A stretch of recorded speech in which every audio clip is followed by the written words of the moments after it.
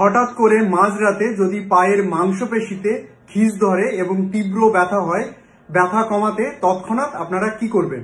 এবার বলি, মাঝরাতে পায়ের মাংসপেশিতে টান ধরার প্রধান কারণ হচ্ছে আপনার শরীরে জল, সোডিয়াম এবং পটাশিয়ামের ঘাটতি।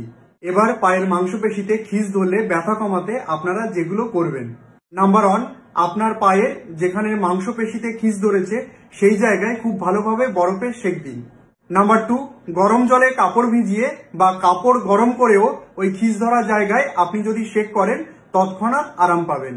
নাম্বার 3, আপনার যে পায়ের মাংসপেশিতে খিঁচ ধরেছে ওই পাটিকে মাটির উপর ভর করে জোরে জোরে চাপ দিন, অথবা ওই পাটিকে দেওয়ালের দিকে লাগিয়ে আপনি জোরে জোরে যদি প্রেসার দিতে থাকেন, আস্তে আস্তে দেখবেন আপনার পায়ের খিঁচ ধরাটা কমে যাবে।